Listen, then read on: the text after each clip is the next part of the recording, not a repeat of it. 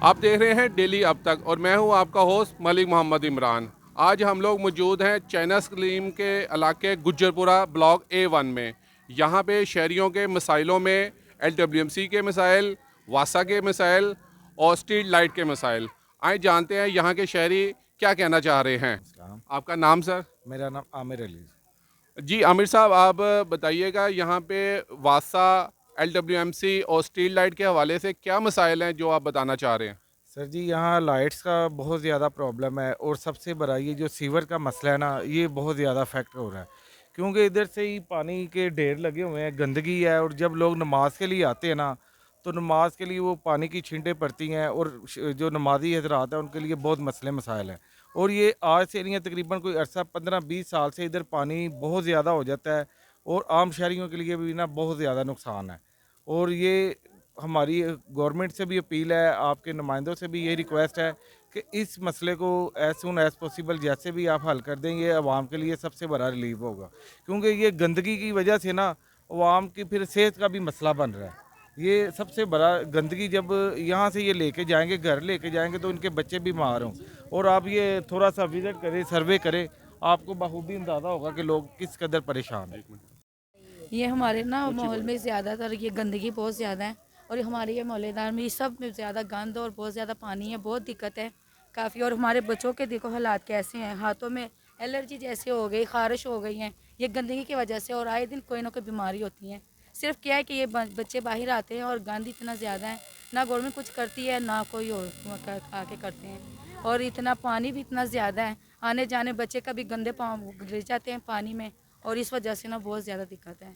और आपसे अपील है, और लाइट तो बिल्कुल भी नहीं होती, घंटा होती है उसके बाद सारा 2-2 दिन भी लाइटें नहीं होती। और यहाँ पे लगी नहीं कुछ भी, ऐसा बहुत तकलीफ़ है बस हमें। ये कितनी देर से मसला चल रहा है? ये तो काफ़ी अर्से, जब से हम यहाँ पे आए काफ़ी अर्से से 5-6 साल तो हम ऐसे ही हो गए। नहीं, कुछ भी नहीं निकला अभी तक। कोई ऐसा कोई आते हैं ना, कोई हमारे कोई मदद करते हैं। और बच्चे हमारे इतने, ये देखो हाथों में कैसी गंदगी आई है और इतने ज़्यादा, बहुत ज़्यादा बुरा हाल है। और कभी ये देखो ना, ये जिस्म के क्या हाल हो गए, ये देखो ये गंदगी की वजह से हो रही है। और कब तक अंदर बिठा के रखें बच्चों को, साफ़ सफाई तो बिल्कुल भी नहीं है। जी जी अस्सलाम वालेकुम। जी भाई, आप बताइएगा कि आप क्या कहना चाह रहे हैं। ਅਸੀਂ ਆ ਕਹਿੰਦੇ ਸਾਡੇ ਮਹੱਲੇ ਦੇ ਵਿੱਚ ਗੰਦ ਗੁੰਦ ਖਤਮ ਹੋਣਾ ਚਾਹੀਦਾ।